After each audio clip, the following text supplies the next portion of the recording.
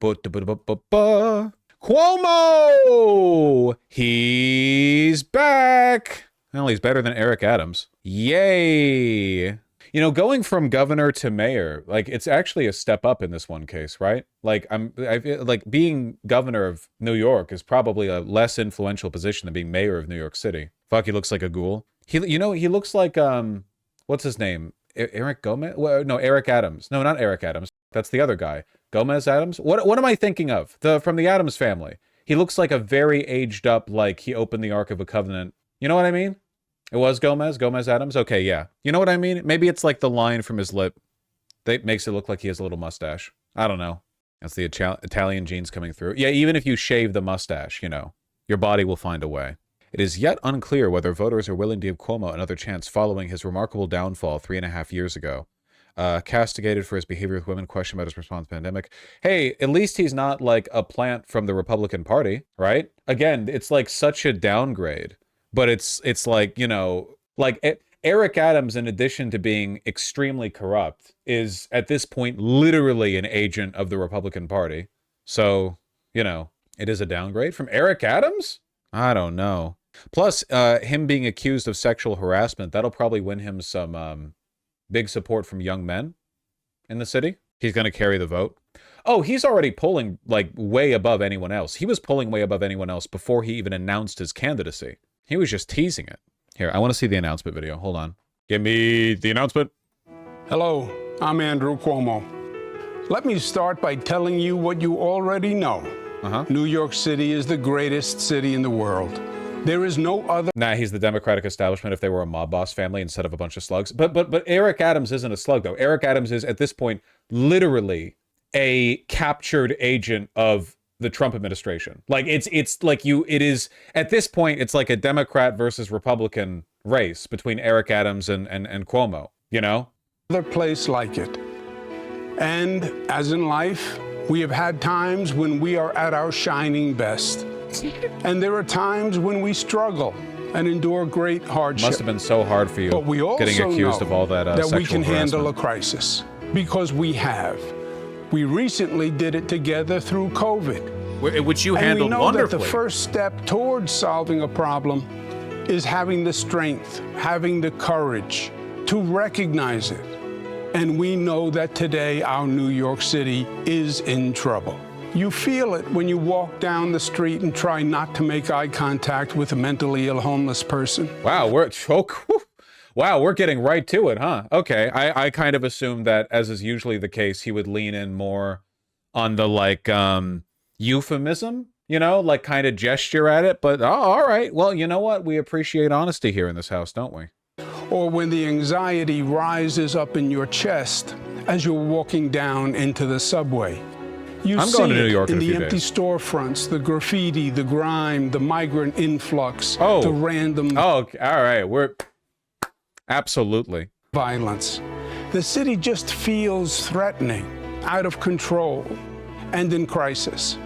These conditions exist not as an act of God, but rather as an act of our political leaders. Or more precisely, the lack of intelligent action by many of our political leaders. But New Yorkers know the simple answer of what to do when there's a crisis in leadership. You leave. Is Cuomo still an upgrade from Adams? I'm thinking, okay? I'm thinking. I guess, like, my cope on this is that Adams already believes all of this. It's just, I'll admit, a little shocking how direct Cuomo is in calling it out, like, immediately, you know? You act, you do. I had the honor to serve the public in every level of government. In my 20s, with my father when he was governor, with Mayor David Dinkins on homelessness, with President Bill Clinton as Secretary of Housing and Urban Development, where we worked with cities all across the nation, and as New York State Attorney General, and as your governor. I know government can make a positive difference, because we did. Was it easy? No. But together we achieved historic, progressive accomplishments. We did things they said couldn't be done. We changed lives by setting the highest minimum wage in the nation. a 66% increase. We saved lives by enacting the toughest gun violence protection laws in America. We created new families by leading the nation in passing. This really is it's like 1990s Democrats, you know. It's tough on crime Democrats. It's just that. I mean, he's been around forever, so it's just, you know, for him it's like going back to his what, 40s, late 30s to get to that. Marriage equality, which established a new civil right for the LGBTQ community and set a new standard for the country. That's great. We created the best. Every time they do this with Newsman, they're like, okay, we need to find a couple who's like, you know, obviously like that. And I respect, good for them, you know? I just know the conversations they're having on the, you know, on the back end. At least he said the T.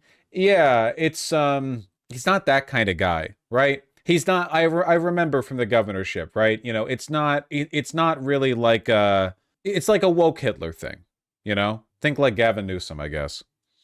We created the best paid family leave program, enshrined Roe v. Wade into state law 3 years before Trump's Supreme Court ended a woman's right to control her own body, enacted the most aggressive green economy program in the country, and highest minority business participation. That's great. We showed that government can actually work and get things done.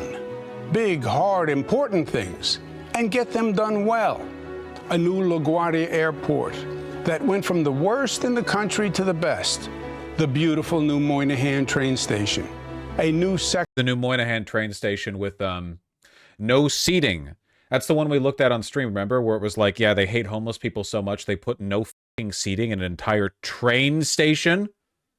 Second Avenue subway line, a new Kosciuszko Bridge, and the largest infrastructure project in the nation, done on time and on budget, the Mario M. Cuomo Bridge. Wow.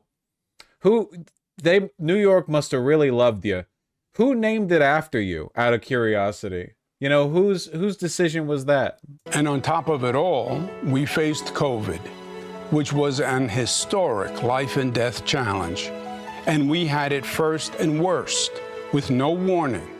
We were on our own, and we were pushed to our limits, but we got through it together, and we led the nation. The big hits in my mind are people sending in homemade masks and him making a big wall of them to do press conferences in front of, rather than like anything else, and him having state prison slave labor make overpriced hand sanitizer that was like branded like the New York Cuomo hand sanitizer or whatever the nursing homes, right? The nursing homes where he had sick old people go back to the nursing homes and infect everyone else. Yeah.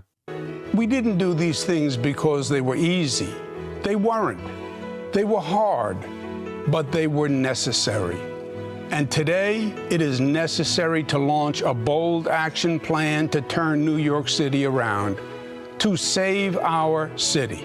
We now walk down the street passing homeless people living in garbage.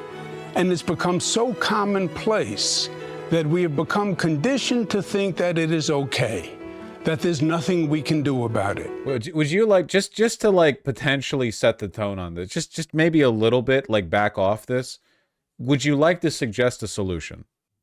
No, it's wrong. Okay, gotcha. It is not advancing civil rights to abandon seriously mentally ill people to the street, allowing them to endanger themselves or others. We are better than that. Okay. And they deserve better than that. Okay. We must get them the professional help they need. How? That is the caring, the loving thing to do. Okay. That is what New Yorkers believe is the right thing to do. Okay. And that is what a competent, effective government must do. Okay. We must attack the crime problem. After politicians have been minimizing the need for police and... Of course. Can never get around this. Every time, man. The most well-funded police department in the world, a private army. It's always more. Can somebody please point me to the great defunding of the New York City Police Department, the like private army that kidnapped the previous mayor's daughter, when he stood against them, that got fed up and didn't do their jobs for a bit because they were upset that they were told to not randomly murder people for selling loose cigarettes on the street, and then crime went down. And cutting funding, we must acknowledge the simple truth that they are just plain wrong, deadly wrong. They set us back. And NYPD really is the Israel actually of fighting crime. American domestic politics. Let's remember what Mayor David Dinkins did when he took office, and we had a crime problem. He hired 6,000 new police officers. That's right. A 40% increase in force. That's right. While today we have fewer cops for a larger city. We need more police and specialized units, and law enforcement must focus on the small number of recidivists. New York City Police Department's fiscal 2025 budget includes $5.3 billion for personal services to support 48,844 full-time positions. That's great. Who commit the large number of crimes. We must also restore a relationship of mutual trust and respect between the police and the community. The police have been devalued, and today people don't even want to apply to be police officers. That must change. And our subway system, it was a visionary achievement, demonstrating New York at its best. They began construction in 1900.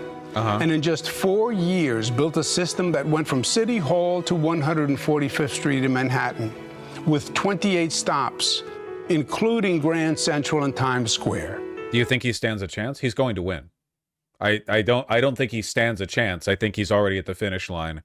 Everything from this point forward is a formality. Remarkable, really.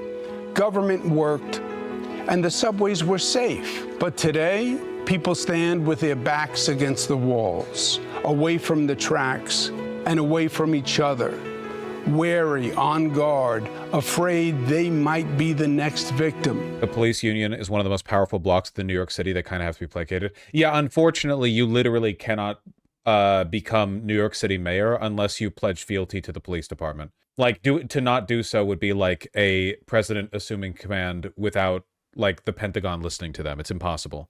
Afraid of New York at its worst.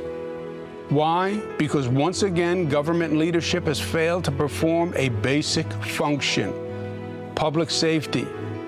We need a significant presence of real police, not publicity stunts with short-term efforts.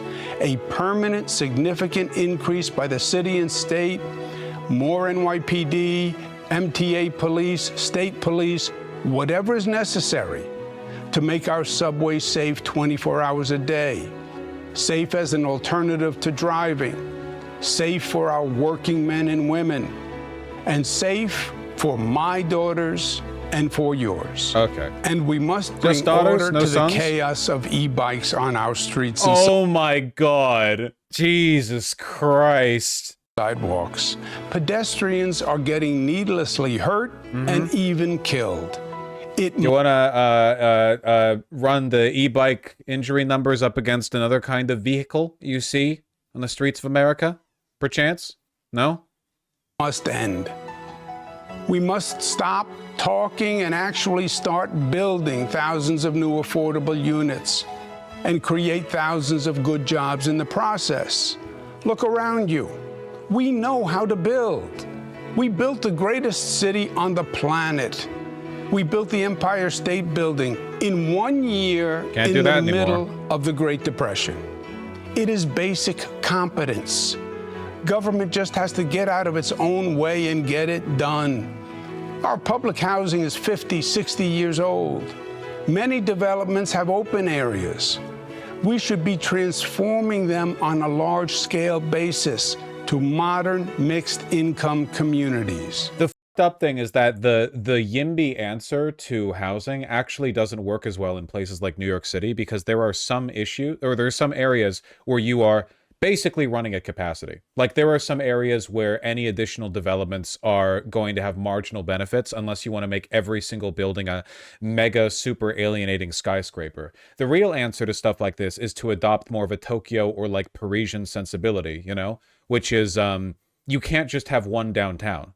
Now, obviously, you know, Manhattan doesn't have just one downtown, right? Like the New York, like downtown area is actually the downtown of New York City would in any other city be like 50 downtown. Like we're talking about very different scales here, but ideally you want like you want to build like a 15-minute city. You want like every area to have lots of interesting stuff so that you don't all concentrate in one place. Also, of course, private equity treating residential units as speculative investments, so they jack rent up through the roof. There should be, and this is again, this would fix so much housing policy just like that. Charge an exorbitant tax on any residence owned which is not occupied at least some arbitrary number of months a year.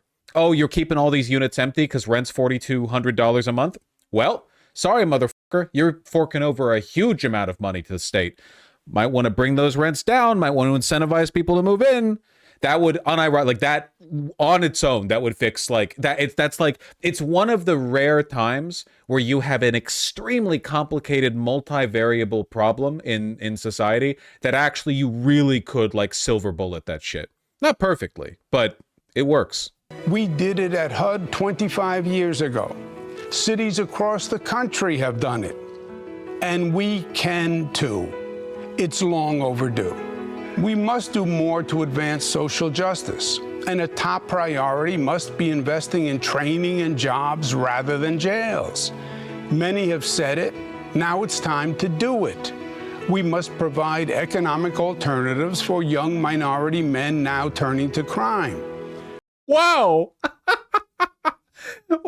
What do you gain politically by just saying minority there? Like, I know, like, it's polite to dog whistle.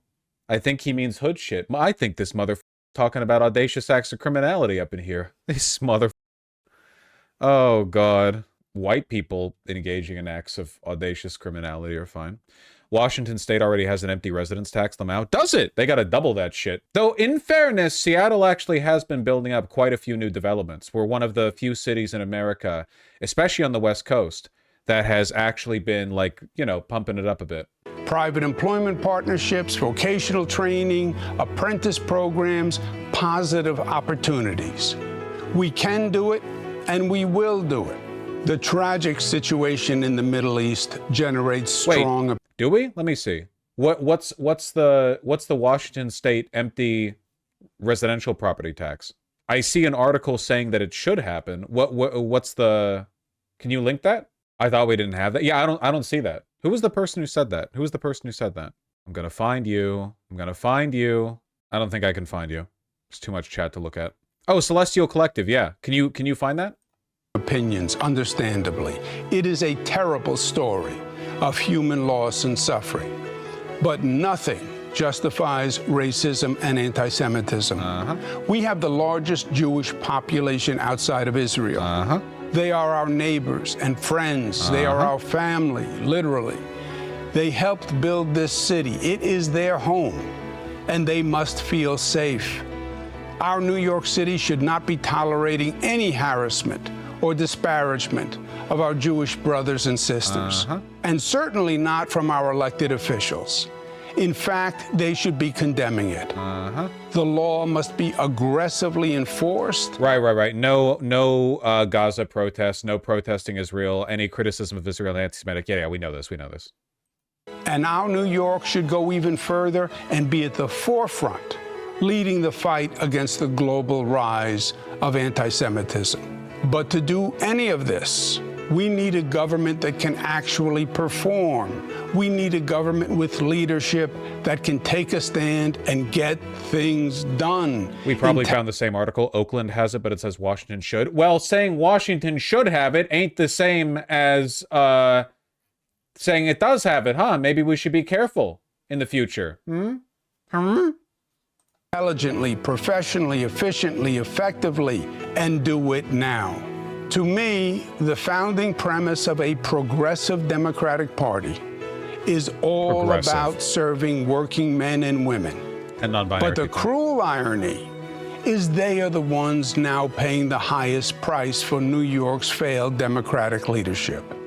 The affordability crisis, The madness of the mass transit system mainly affects the poor and middle class, and 75% of the victims of crime are black and brown. This is not progressive policy, but in fact, regressive policy. FDR, John Kennedy, LBJ, Mario Cuomo, Bill Clinton, Barack Obama taught us what it meant to have a true progressive government. It wasn't about rhetoric, but results. Look at the word. Progressive government makes progress. They focused on issues that mattered to people in their day-to-day lives, issues that were relevant to them. And then they actually made life better for people. And that is what Democrats off by the must music in the do background. once again. New York birthed the original progressive movement, and it worked. It lifted this city, this state, this nation to new heights. And it is time for its rebirth. And the place is New York, and the time is now. In the midst of a crisis is not the time or the place for on-the-job training. Did I always do everything right in my years of government service? Of course not. Wants to work for the benefit of New York. But we believe in lawful, intelligent immigration because we are a city of immigrants. We believe we must do it not just for the sake of New York people on 300 square miles. The way is up.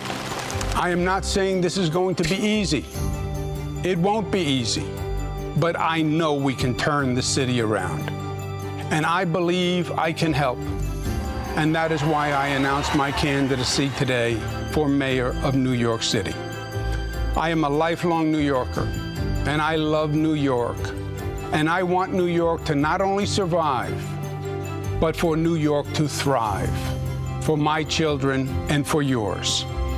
So now the only question is, are you ready to fight to save our city? I know that I am. Let's do it. Let's do it together, and let's do it now. Well, that was wretched. I'm sorry. I know that was more than I expected to watch of it. I thought like the first half would be the video and the second half would be the, people talking about it, I guess. Yeah, that was pretty rough. He's probably going to win. Why is it 17 minutes? That is an insanely long campaign announcement. I don't think he'll win. I'm pretty sure he's polling the highest by far. But yeah, that was insanely Hitlerite. Is this guy still better than Eric Adams? All of the bad stuff he's saying, Eric Adams already represents. I am shocked by how direct he was. We must end the scourge of e-bikes. We need to keep young minorities from doing crime. Like, it's... I guess I still prefer him to Eric Adams, but maybe not? I don't know. Zoran Mamdi for New York mayor? Yeah, okay, look, I know he's preferable, but what is he polling at? Oh, in second. Okay. I thought he was further down. Andrew Cuomo is far and away leading the pack with 38%, even though as of Friday, he's not officially entered the race, right? This is from the other day. This is from yesterday. However, a decision to do so is imminent. Polling in second place with 12%, less than a third of Andrew Cuomo's polling vote share. Zoran Mamdani, who is, I understand, a Democratic Socialist. What an uphill battle. Yeah. Crazy that, like, the population of New York City is so progressive, but shit like this still happens. New York Democrats, man. As a non-American, I thought that New York City was a fairly woke Dem city. Why is the popular electorate so Hitler? Well, the only thing that matters is the Democratic primary because Republicans can't win the mayorship here. And it's a separate Democratic primary. And unfortunately, nobody votes. Also, yeah, you've got Wall Street. It's a big population. There's a lot of neoliberals, but the main thing is just people here don't vote. They're too busy explaining to you what a bodega is to vote. Okay, but what's a bodega? It's a small shop, but they don't want you to think of it like that. What are the voting laws in New York City anyway? You need to be a landowning white male.